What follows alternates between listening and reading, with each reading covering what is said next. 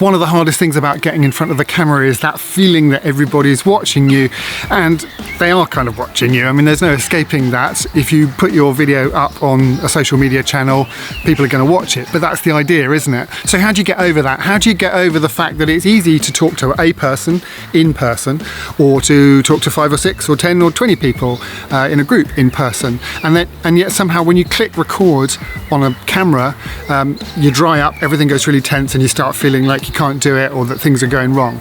Well, in this video I'm going to run through 3 things that are going to help you get that camera rolling and get yourself feeling confident in front of it.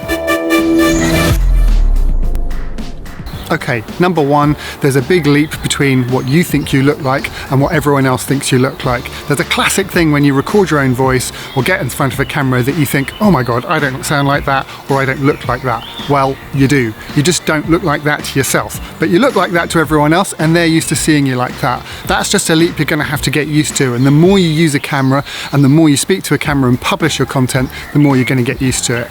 Number 2, when you hit record, you kind of feel like you're broadcasting to the entire world, and that can be a little bit overwhelming. It's much easier to think about talking to an individual person, one person in a room that you know, rather than talking to a whole bunch of people that you don't know. So think of a client or a friend or somebody that you know, create video for that person that solves the challenge or shares your expertise, but really just make it for that one person.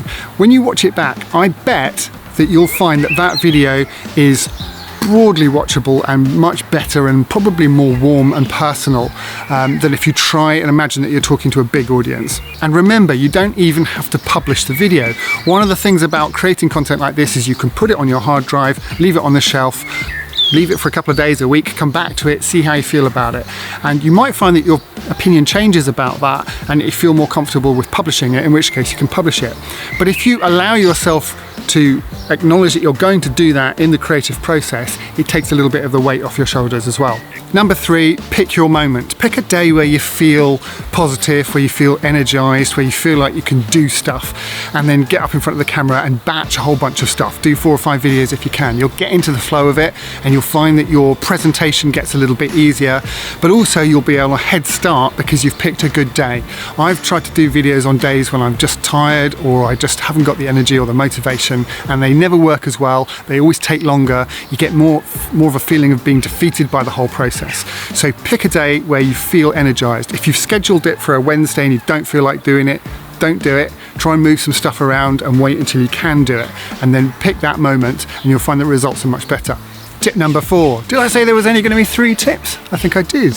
Well, you get 4. Lucky! Pre-recorded video is one thing, live video is another, and oddly, live video is sometimes a bit easier because when you press that record button, there's really no going back and your audience is watching, and so you can't be particular about those little mistakes. You can't go, oh, I got that word wrong, I need to go back and do it again. You can't repeat yourself, you just have to push on.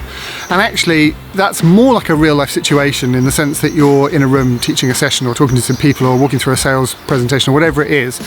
So actually, sometimes live is a bit of a deep dive or sort of a plunge into a cold pool, and sometimes that's an easier way of getting used to being in front of the camera, and you'll get different results from that. People are more forgiving of it because it's live, and then you might find it's easier to come back to the kind of creative video content which is kind of pre-made, like this video.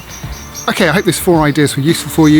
If you've got ways that you use to get in front of the camera and to get your energy and your frame of mind and your kind of direction right, then always useful and interesting to hear about them in the comments below. For now, I'll see you in the next video. Ta-ta!